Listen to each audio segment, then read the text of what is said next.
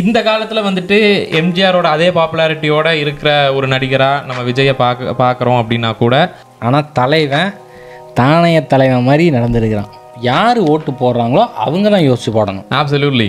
உயிர் போச்சு நம்மளுக்கு, அவ்வளோதான், வழியே கிடையாது, எல்லாம் தெரிச்சுட்டானுங்க. Bipolar disorder, you need therapy dude.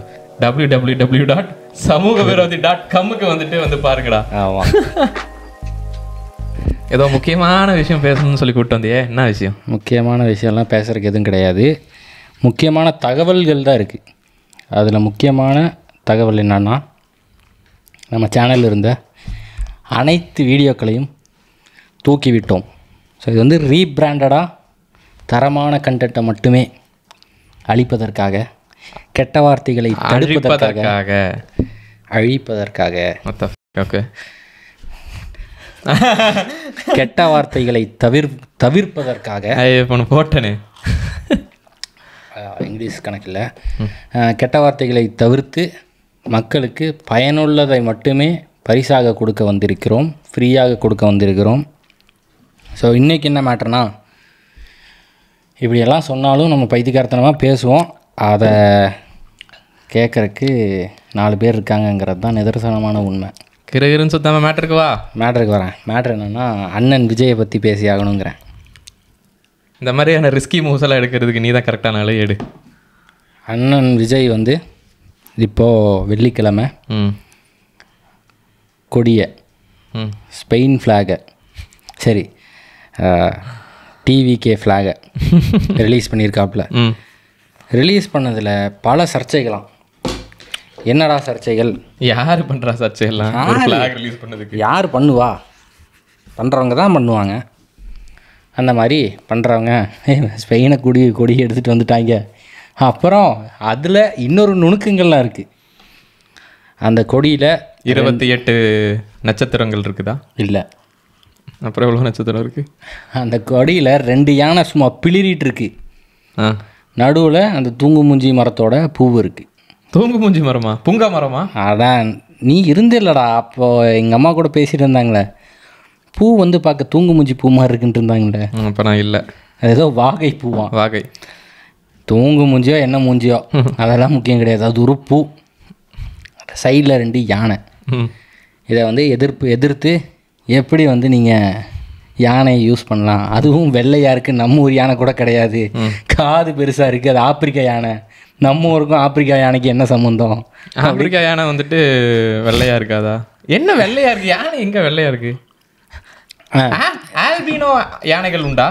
அந்த காலத்தில் இருந்திருக்கு, இந்தியாவில் தான் இருந்திருக்கு. அப்படியா? ஆப்ரிக்கன் எலிஃபெண்ட் வந்து கொஞ்சம் கிரேயிஷாக இருக்குன்னு வச்சுக்கோ. ஏன்னா அது இருக்கிற, அதுவும் சில இடத்துல தான் அந்த என்னடா சொல்கிறது, புழுதிகள்லாம் வந்து கிரே கலரில் இருக்கும். அதனால யானையும் கிரே கலரில் தெரியும். அந்த யானையை சொல்கிறானுங்க.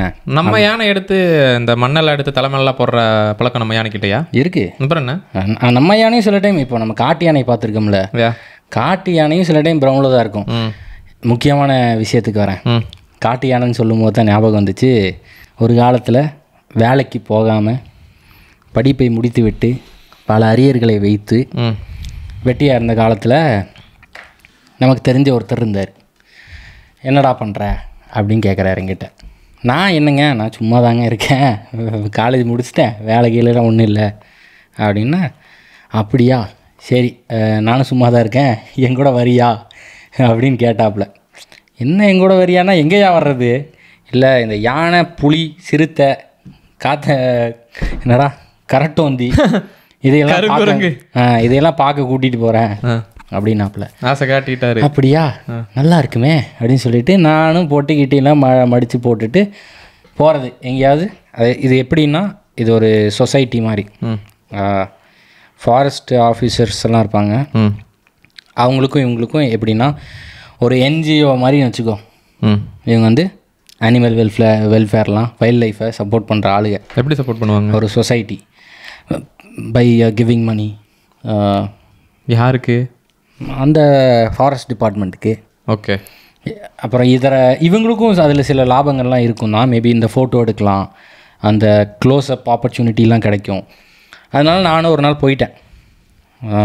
அந்த உண்மையான என்கவுண்டர் ஆகிறதுக்கு முன்னாடியே பல தடவை அங்கே எங்கேன்னு போவோம். ஏன்னா ஃபோன் வரும்போது இங்கே வந்துருச்சாமா அங்கே வந்துருச்சாமான்னு நம்மளால் நம்மளுக்கு ஃபோன் பண்ணுவாப்பில். நான் ஏறி ஆக்குன்னு போயிட்டுருப்பேன் யானை பார்க்குறக்கு யானை துரத்துறக்கு. ஓகே. இங்கே போகிறேன் பேரூர் அந்த குளம் மாதிரி ஒரு இடம் இருக்கும். அதுக்குள்ளே 4 யானை பூந்துருச்சு அப்படின்னு நியூஸு. வண்டி எடுத்து மின்னல் முரளி மாதிரி போயிட்டுருக்கோம். போய் இடத்த ரீச் ஆயாச்சு. இடத்த ரீச் ஆனால் முன்னாடி ஃபுல்லாக பப்ளிக்கு. சரியா? அப்போ தானே சாகிறதுக்குனே வந்து ஆமாம் சுற்றி நிற்கும். யானை இந்த குளத்துக்குள்ளே நிற்கிது. குளம் ட்ரையு, அதுக்கு மேலே ரோடு போகுது. அந்த ரோட்டுக்கு முன்னாடியே ஃபாரஸ்ட் டிபார்ட்மெண்ட்லாம் இதை போட்டு வண்டியை போட்டு நிறுத்திட்டாங்க. நம்ம தான் அந்த இதில் இருக்கோம்ல, அப்படியே கொஞ்சம் புளுத்தி மாதிரி உள்ளே போயாச்சு. ஏன்னா ஆக்சஸ் இருக்குது. அதனால் நானும் கூட அப்படியே போயிட்டேன். நான் இவர் அப்புறம் 2-3 ஆளுங்க, அப்புறம் ஒரு 4-5 ஃபாரஸ்ட் ரேஞ்சர்ஸு. அப்புறம் உண்மையாலுமே இந்த ஃபாரஸ்ட் ரேஞ்சர்ஸ் கூட பக்கத்தில் போய் க்ளோஸ்அப்பில் யானையெல்லாம் விரட்ட மாட்டாங்க, அவங்களே பொழந்துரும். அதுக்குன்னு ஒரு 4-5 பேர் இருப்பாங்க ஸ்பெஷலிஸ்ட்டாக. ஆஜைலாக இருப்பாங்க. இந்த ஃபேன்சி ட்ரெஸ் எல்லாம் போட்டிருக்க மாட்டாங்க. அவங்க தான் வந்து யானைக்கு பின்னாடி போய் நின்று இந்த வெடியை போடுறதெல்லாம் அவங்க தான். அவங்க அந்த பள்ளத்துக்குள்ளே போய் வெடியை போட்டுட்ருக்குறாங்க. நான் வந்து இந்த ஒரு மேடு மாதிரி இருக்கிற இடத்துல ஒரு குட்டி கோயில், இவ்வளோ பெருசு தான் கோயில். அந்த கோயில் கீழே ஒரு 8 அடி இல்லைன்னா 10 அடி பள்ளம். அந்த பள்ளம் ஃபுல்லாக குளம். அந்த மறைவுகளில் யானைகள் நின்றுருக்கு. இங்கேருந்து ஒரு 30 மீட்ரு. இவங்க வெடியை போடுறாங்க. யானை அந்த சைடுக்கு போகிறக்கு பதிலாக நேராக இப்படி எங்களை நோக்கி வருது. சார்ஜ் பண்ணிருச்சு. வருது. உங்கள் மேலே சார்ஜ் பண்ண வருது இல்லை அது சும்மா பயந்து அந்த பக்கம் போகாமல் பயத்தில் அது குரூப் ஆயிடுச்சுடா. ஏன்னா ஒரு குட்டி இருந்துச்சு. 2 யானையும் சேர்ந்துட்டு அந்த நடுவில் ஒரு குட்டி யானையை விட்டுட்டு அப்படியே வருது. நாங்கள் அந்த பள்ளத்துக்கு மேலே நான் ஒரு 2-3 ரேஞ்சரு இருந்தாங்க. ஒரு 7-8 பேர் இருப்போம்னு வச்சுக்கோ. யானை அப்படியே பக்கத்தில் வருது. ஒரு 10 மீட்டர் வந்துருச்சு. எங்களுக்கும் யானைக்கும் 10 மீட்டர் தான் இருக்குது. டஸ்கர்லாம் இருக்குது. திடீர்னு வந்து என்ன ஆச்சுன்னு தெரில, காதை 2ஐயும் விரிச்சிட்டு பூன்ட்டு ஓட்டி வர ஆரம்பிச்சிருச்சுரா. நான் செத்தண்டா, இன்னைக்கு உயிர் போச்சு நம்மளுக்கு, அவ்வளோதான், வழியே கிடையாது. எல்லாம் தெரிச்சிட்டானுங்க. திரும்பி பார்க்குறேன், ஒருத்தனையும் காணோம். என் கூட இருந்தது ஒரே ஒரு இந்த ஃபாரஸ்ட் ரேஞ்சர். அவர் என்ன பண்ணார், அந்த இது இருக்குல்ல, அந்த குட்டி கோயில் பக்கத்தில் இப்படியே உட்காந்துட்டாரு. தம்பி உட்காரு அப்படின்ட்டாரு. அது குட்டுன்னு ஓடி வந்துச்சு. இது வரைக்கும் வந்துருச்சு. ஒரு 6 feet to 8 feet தான் இருக்கும். ஓகே. அது வரைக்கும் வந்துருச்சுடா. மரண பயத்தை காட்டிட்டாங்க. மரண பயத்தை வந்து பின்னாடி கழியாதது மட்டும்தான். ஏன்னா எனக்கு தெரிஞ்சு போச்சு இவ்வளோ தூரம் வந்துருச்சு. ஏன்னா இதுக்கப்புறம் மேபி ஒரு 10 தடவை போயிருந்தால் எனக்கு அது பழக்கமாக இருந்திருக்கலாம். மேபி சார்ஜ் பண்ணிவிட்டு ஓடிடும் அப்படின்னு. அதை பார்த்து ஈரக்கொலையெல்லாம் நடுங்கி போச்சு ஜி. அப்புறம் ஒரு பெரிய ஆள் போல் வந்து கண்டாமேனிக்கு திட்ட ஆரம்பிச்சிட்டான் அந்த ரேஞ்சரை. யாருன்னு தெரில. வந்து யோ என்னையா அதெல்லாம், ஏதாவது ஆச்சுன்னா எவன் பதில் சொல்கிறதுன்னு சொல்லிட்டு என்னன்னு சொல்கிறது, அந்த மாதிரி வார்த்தைகளை இங்கே நான் யூஸ் பண்ண முடியாது. ஏன்னா அவரே ஒரு ரேஞ்சரு, இங்கே ஸ்டாரெல்லாம் இருக்குது, அவருக்கே அந்த நிலைமை. அப்புறம் அதை துரத்திட்டு போய் அங்கேருந்து விட்டு வடாப்பாய் போச்சு. யானைன்னு சொன்னதுக்கப்புறம் தான் இந்த மேட்ரு எனக்கு ஞாபகம் வந்துச்சு.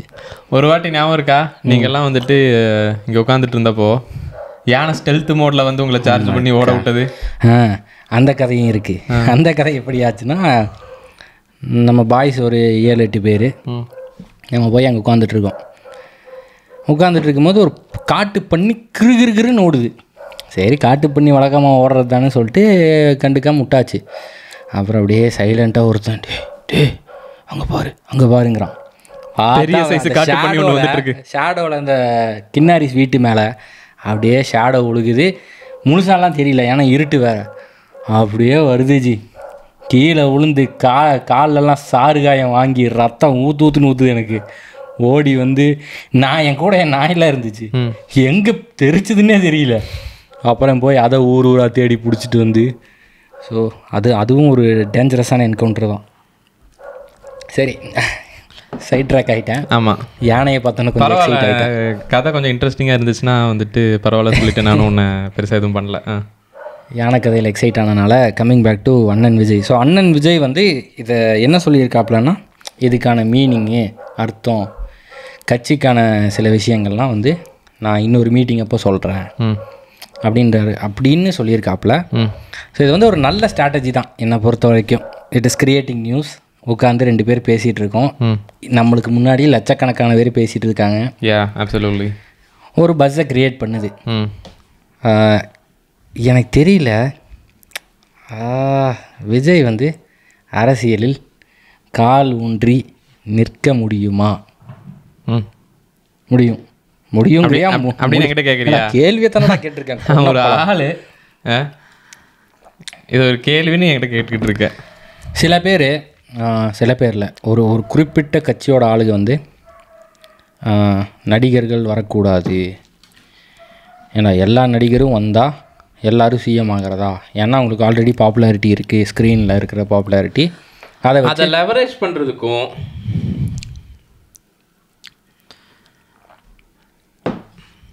அதை லெவரேஜ் பண்ணுறதுல என்ன தப்பு அப்படின்னு நான் கேட்குறேன். ஏன் பண்ணக்கூடாது?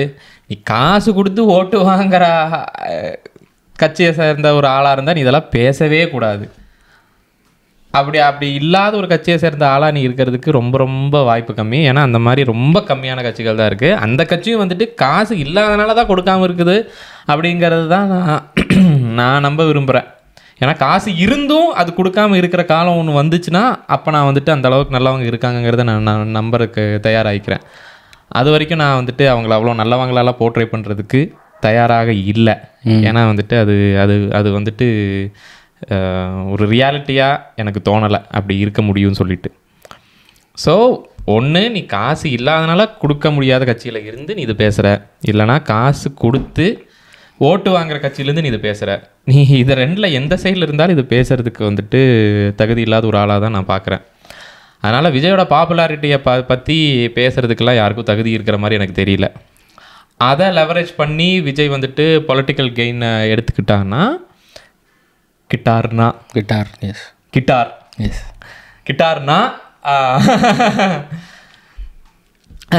அதை நான் வந்துட்டு டீமனைஸ் பண்ண விரும்பலை.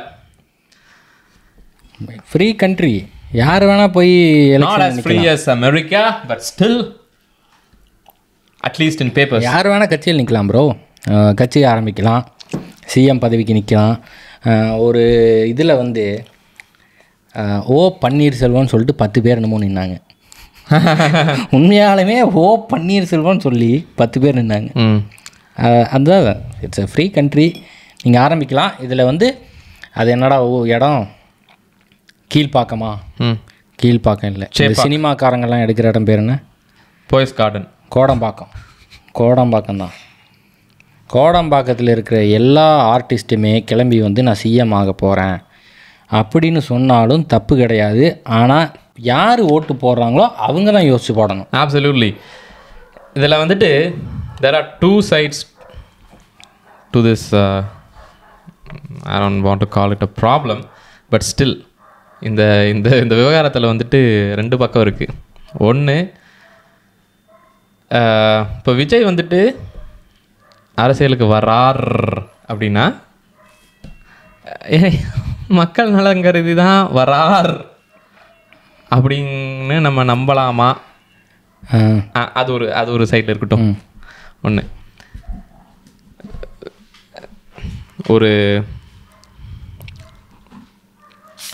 ஒரு கிரெடிபிளான சிஎம் கேண்டிடேட்டை விட ஒரு கிரெடிபிளான எம்எல்ஏ கேண்டிடேட்டாக விஜயை வந்துட்டு எத்தனை பேர் பார்க்குறாங்க அப்படிங்கிற கேள்வி வந்துட்டு இங்கே ரொம்ப important. For him to win this election, at least that's the way that I wish that it happens, right? விஜயோட பாப்புலாரிட்டியை பார்த்தோ, விஜய் வந்துட்டு சினிமாவில் பண்ணுற ஸ்டண்ட்டை பார்த்தோ மட்டுமே வரக்கூடிய ஓட்டுகளால் விஜய் வந்துட்டு ஜெயிச்சா இந்த நாடு இன்னும் அப்படியே தான் இருக்குது அப்படின்னு சொல்லிட்டு நான் அதை கடந்து போகிறதுக்கு தயாராக இருக்கேன். That's what I think will happen, right?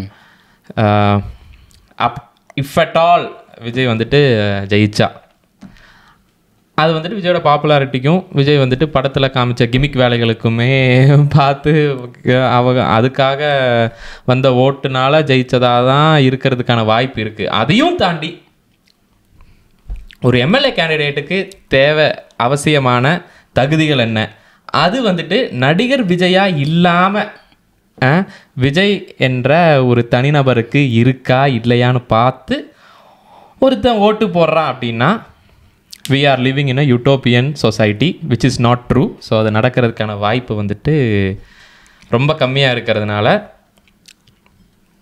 நான் இப்போ என்ன சுற்றி வளைச்சு சொல்லிக்கிட்டு இருக்கேன்னா, நான் ஒன்றும் பயப்படலையே. சரி, ஸோ மேட்ரு என்னன்னா, விஜய்ங்கிற ஆக்டருக்காக தான் வந்துட்டு ஒருவேளை விஜய் ஜெயித்தாலும் விஜய்ங்கிற ஆக்டருக்காக தான் அதனால் வந்த ஓட்டு வித்தியாசத்தில் ஜெயிச்சதாக தான் இருக்கிறதுக்கான வாய்ப்பு ஜாஸ்தியாக இருக்குது. இருக்கட்டும்ங்கிறேண்ணா, இருக்கட்டும். இதை இந்த கிளீஷேடான விஷயத்தை நான் சொல்ல வேணான்னு பார்க்குறேன். பட் இருந்தாலும் ஒரு எம்ஜிஆர் எப்படி வந்தார், ஒரு எம்ஜிஆர் வந்ததுக்கப்புறம் வாழ்ந்து மறைந்து 35-40 வருஷம் ஆக போதா, இன்னும் விஜய் கட்சி ஆரம்பிக்கும் போது நான் எம்ஜிஆர் மாதிரி இருக்கணும்னு ஆசைப்பட்றேன் அப்படின்னு சொல்வதற்கு காரணம் என்னன்னா, எம்ஜிஆரோட அந்த லெகசியை வந்துட்டு கேபிட்டலைஸ் பண்ணுறதுக்கான ஒரே முயற்சி தான், வேறு எதுவும் கிடையாது. எம்ஜிஆர் மேலே இருக்கிற மாபெரும் பற்றுனால எல்லாம் யாரும் இது சொல்கிற மாதிரி எனக்கு தெரியல. அப்படி இந்த காலத்தில் வந்துட்டு எம்ஜிஆரோட அதே பாப்புலாரிட்டியோடு இருக்கிற ஒரு நடிகராக நம்ம விஜயை பார்க்குறோம் அப்படின்னா கூட அது நடக்கிறதுக்கான வாய்ப்பு கம்மி. ஏன்னா அப்போ வந்துட்டு எம்ஜிஆர் ஜெயித்ததுக்கான காரணம் அந்த காலகட்டத்தை சார்ந்து இருக்கிற மக்களுடைய அறியாமையும் அதில் கலந்துருக்கிறது வந்துட்டு ஒரு நிதர்சனமான உண்மை. அது வந்துட்டு முழுக்க முழுக்க ஒரு முன்முதல் காரணமாக இருக்குது அப்படிங்கிற வாதத்தை நான் வந்துட்டு முன்வைக்க விரும்பலைனாலும் அதுவும் ஒரு காரணம் தான். இப்போ வந்துட்டு people are little bit more literate, people are little bit more informed, you know, அந்த காலத்தை விட. அதனால அது நடக்கிறதுக்கான வாய்ப்பு அதை விட இப்போ கம்மியாக இருக்குது. அதுவும் ஒரு காரணம் தான் எம்ஜிஆர் அந்த காலத்தில் ஜெயிச்சது மேபி. பட் ஆனால் அந்த லெகசியை எத்தனை பேர் இன்னும் it has to do with period when it happened dude. அதுதான் நான் சொல்ல விரும்புகிறேன். அது ஒரு மிகப்பெரிய பார்ட்டு தான். இப்போவும் அது நடக்குமான்னு கேட்டேன்னா அது சந்தேகத்துக்குரிய ஒரு விஷயம்தான். As a Mena he wanted to do good. அதே மாதிரி அதே எண்ணத்தோட யார் யாரெல்லாம் அரசியலுக்கு வராங்களோ அவங்கெல்லாம் வெற்றி பெறணுங்கிறது தான் என்னோட கருத்து. உள்ள ஏன்னா சில பேர் எம்ஜிஆரோட, sorry to cut you off, எம்ஜிஆரோட கண்டெம்ப்ரரிஸ் வந்துட்டு எம்ஜிஆரை விட பெட்டரான ஐடியாலஜிஸும் எம்ஜிஆரோட பெட்டரான பொலிட்டிக்கல் இன்டென்ஷனும் குட் பொலிட்டிக்கல் இன்டென்ஷன்ஸோட இல்லாம தான் இருந்தாங்களா அப்படின்னு நான் சொல்ல வரல. பிகாஸ் காமராஜரும் அதே காலத்தில் தான் இருந்தார். அந்த ஜெயிக்க முடிஞ்ச ஆளு காமராஜரும் ஜெயிச்சவர் தான். எம்ஜிஆருக்கு முன்னாடி இல்லை காமராஜர். அந்த they are all contemporaries in their political whatever. ஒவ்வொருத்தங்களுக்கான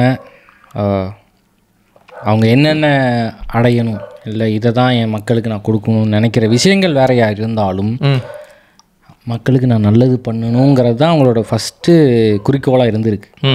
அதை அவங்க டு லார்ஜர் எக்ஸ்டென்ட் அதை செஞ்சுருக்காங்க. அதனால தான் நம்ம இன்றைக்கி பேசிகிட்டு இருக்கிறோம். ஸோ அதே மாதிரி இப்போவும் விஜய் உண்மையாலேயுமே ஓகே பவருங்கிற ஒரு விஷயத்தை தாண்டி உண்மையாலுமே மக்களுக்கு நல்லது பண்ணணும்.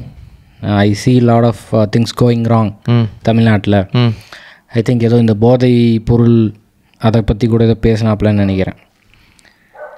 If he really wants to do it, yeah, why notங்கிறேண்ணா. அது வந்துட்டு போதை பொருள்னா கஞ்சா இதான் இல்லீகலாக யூஸ் பண்ணுற drug. So he is overlooking at the elephant in the room, which is legalized drugs like alcohol. அதெல்லாம் ஒரு பிரச்சனையாக பேச விரும்பலையா விஜய்? பேசலையா? எல்லாமே இப்போவே பேசுங்க. ஃபஸ்ட்டு எனக்கு இதுதான் இப்போ பிரச்சனை. ஆமாம், ஆல்கஹால் இருக்கு, அதை இது பண்ணணும் தான், ஓரளவுக்கு ரெடியூஸ் ஆகுது பண்ணணும் தான். அதை பற்றி ஏன் பேச மாட்டீங்க? நீங்கள் பயப்படுவீங்க பத்திரிக்கைக்காரங்களா நீங்கள். ஆனால் இல்லீகல் ஏன் பயப்படணும்? ஏன் பயப்படணும்? நான் பயப்படுறாங்கலாம் சொல்லலை, ஏன் இதை பற்றி பேசாமல் இருக்காங்கங்கிறது வந்துட்டு நான் ஒரு சர்ச்சையாக கிளப்புறதுக்கு ஆசைப்படுறேன். ஏன் சொல்ல, சும்மா டேக் அ வைல்ட் கெஸ். ஏன்னா இது வந்து கவர்மெண்ட்டோட மேட்ரு, அதை நீ அதனால டேக்ஸ் வருது. பயப்படுவீங்களா நீங்கள்? பத்திரிக்கைக்காரங்களா நீங்கள் பயப்படுவீங்க?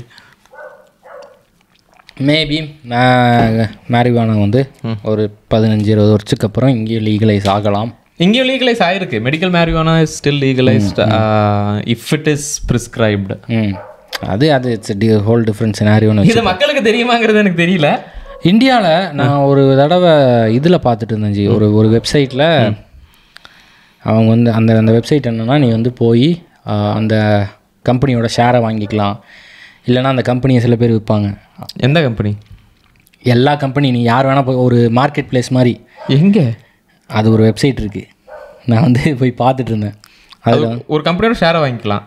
நீ இல்லைனா அந்த கம்பெனியை ஓகே, அவன் அந்த கம்பெனியோட ஓனர் வந்து லிஸ்டிங் போட்டிருப்பாப்புல, நான் கம்பெனியை விற்கிறேன்.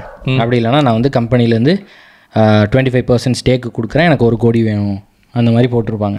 அதில் போய் பார்க்குறேன், நாங்கள் வந்து மேரிவானா வந்து கல்டிவேட் பண்ணுறோம் மெடிக்கல் இதுக்காக, எங்களுக்கு வந்து சம் பர்சன்டேஜ் இதுக்கு வந்து 1.5 கோடி என்னமோ இன்வெஸ்ட்மெண்ட் வேணும் அப்படின்னு போட்டது. அப்போ தான் பார்த்தேன், ஓஹோ இப்படிலாம் பண்ணலாமா இங்கே அப்படின்ட்டு.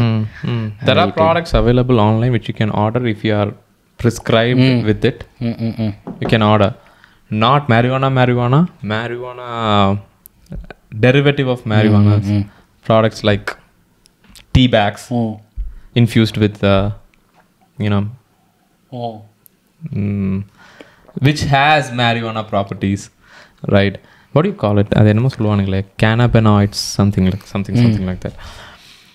அதுக்கப்புறம் வந்துட்டு நிறைய இருக்குது. You can get it as a medicine and the pain. அதை கூட பேசிகிட்டு இருக்காப்புல. ஸோ I don't know, தலைவன் யார் கூடயா சேருவாப்பிலையா இல்லையா, அதுக்காக தான் நான் காத்தின்னு இருக்கேன். மத்தியார ஒரு முட்டாள்தனமான முடிவாக இருந்தாலும் சீமான் மேலே வந்துட்டு எனக்கு ஒரு ஒரு ஒரு கேள்விக்கு அப்பாற்பட்ட, லாஜிக்கு அப்பாற்பட்ட ஒரு சின்ன மரியாதை இருக்குன்னா வந்துட்டு அது கூட்டணி வைக்காதனால தான். With the giants, with the big fishes ஈஸியாக வச்சுருக்கலாம். அதுக்கான ஆஃபர்ஸ் வராமல் இருந்திருக்கும் கண்டிப்பாக. So even though if there are people, big fishes in the sea who are ready to accommodate Seeman into their party, அந்த முடிவை வந்துட்டு இது வரைக்கும் எடுக்காமல் இருக்கிறது வந்துட்டு சீமான் மேலே வந்துட்டு எனக்கு ஒரு சிறிய மரியாதையை உருவாக்கும் காரணமாக அமைகிறது. அதனால் சீமானுக்கு பெருசாக எதுவும் கெயின் இல்லை. மேபி இந்த லாங் ரன் எஸ், மேபி இந்த long run if he is patience enough. இது வந்து எவ்வளோ பெரிய முடிவு, பர்சனல் கெயினை தாண்டி பார்க்குற விஷயம் இதெல்லாம். ஒருத்தர் வந்து ஈஸியாக போய் இன்னொரு கட்சியில் சேர்ந்து ஒரு 4 MP போஸ்ட்டு, ஒரு 10 MLAவை வச்சுக்கலாம். எம்பின்னா மந்திரி தான் சொல்கிறேன், அந்த மாதிரி ஈஸியாக வச்சுருக்கலாம். ஆனால் தலைவன் தானைய தலைவன் மாதிரி நடந்துருக்கிறான். நான் வந்து யார் கூடயும் கூட்டணி கிடையாது, நீ என்ன வேணா பண்ணு, நான் யாரை வேணால் கூட்டு வந்து நிறுத்துவேன், ஆனால் உங்கள் கூட கூட்டணி வைக்க மாட்டேன். ஆமாம், அபத்தமான விபரீதமான சர்ச்சைக்குரிய நிறையா முடிவை வந்துட்டு சீமான் எடுத்திருந்தாலும் அந்த மாதிரி இல்லாத சில முடிவுகளில் இதுவும் ஒன்று அப்படின்னு நம்ம சொல்லிக்கலாம். அதுதான் ஒரு தலைவன்கிட்ட இருந்து ஒரு தொண்டை டேக்அவேவாக நம்ம எடுத்துக்கிறோம். ஏன்னா நான் இதுக்காக தான் என்னை நம்பி லட்சக்கணக்கான பேர் வந்து என் கட்சியில் சேர்ந்துருக்கான். நான் இப்போ இதை அபேண்டன் பண்ணி மறுபடியும் போய் அந்த 2 முக்கிய கட்சியாக இருக்கவங்க கூட சேர்ந்தா நான் அவங்கள ஜெயிக்க வைப்பேன். எனக்கு அதில் நிறைய கெயினும் இருக்குது. அதுவும் ஒரு கட்சியில் போய் சேர்ந்தாலும் அதை அதுவும் ஒரு குறிப்பிட்ட கட்சியில் போய் சேர்ந்தால் ஃப்யூச்சரில் நான் அதை இது கூட பண்ணிக்கலாம், நானே அதுக்கு ஹெட் ஆகலாம். ஸோ அது வந்து இவ்வளோ உக்கரமாக நீ பேசுகிறதுனால கேட்குறேன். போன வாட்டி எலெக்ஷனில் சீமானுக்கு அவுட் பண்ணேன் வந்து அதை நான் யாருக்கும் சொல்ல மாட்டேன். அண்ணன் சீமானுக்கு போட்டிருக்கலாம், ஐயா ஸ்டாலினுக்கு போட்டிருக்கலாம், இல்லைன்னா நம்ம ஐயா எடப்பாடி அவர்களுக்கு போட்டிருக்கலாம், யாருக்கு வேணால் போட்டிருக்கலாம் bro. So that is when you vote, right, do you look at the candidate who's representing your constituency or do you look at the candidate who's representing a party? Bit of both.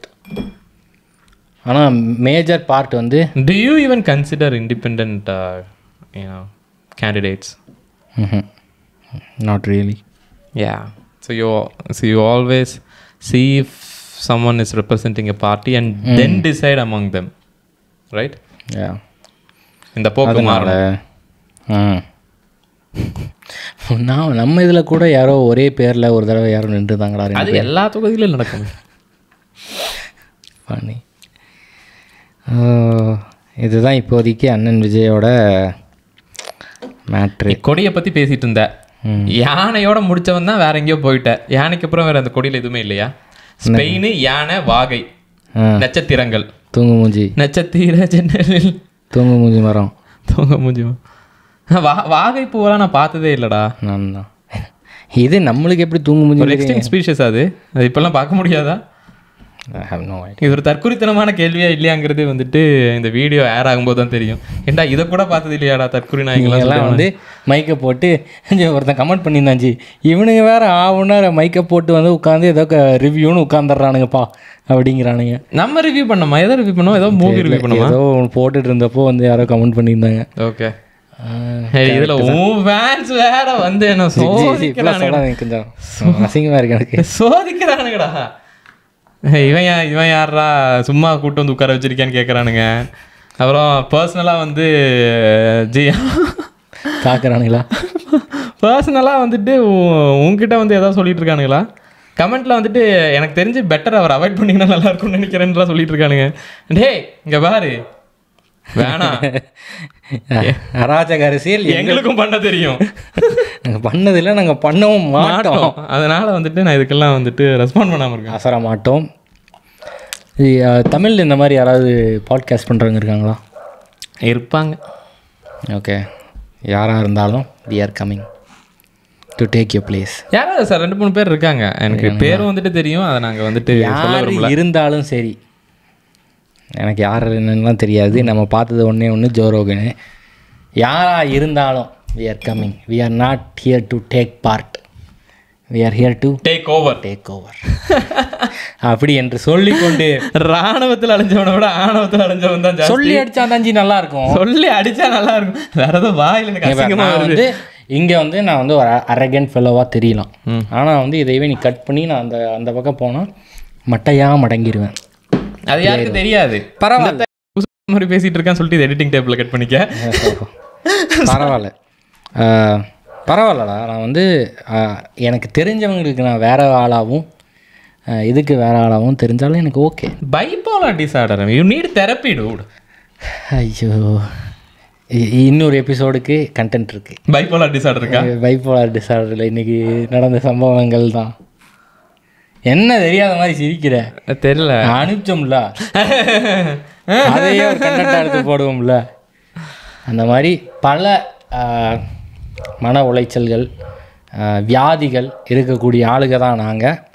எங்கள் கூட அப்படியே travel ஆகினீங்கன்னா உங்களுக்கும் இது எல்லாத்தையும் பரப்பி விட்டு எங்களை மாதிரியே கெட்டழிஞ்சு போகிறக்கான அனைத்து வேலைப்பாடுகளையும் பார்ப்போம். கண்டேஜியஸான மனநோய்கள் உள்ள நபர்கள் என்பதால் காணொளி மூலமாக பரவக்கூடிய மனவியாதிகளை கொண்டுள்ள ஹோஸ்டாக நாங்கள் திகழ்கிறோம். அது உங்களுக்கும் பரப்புறதுக்கான வாய்ப்பை நீங்கள் உங்களுக்கே உருவாக்கணும்னா www.samugavirodhi.comக்கு வந்து பாருங்கடா. ஆமாம். ஓகே, இதோட ஃபஸ்ட் எபிசோடை முடிக்கிறோம். 2வது எபிசோடு வெறித்தனமாக இருக்கும் சொல்லிட்டு நிறைவு பெறுகிறோம். நன்றி, வணக்கம்.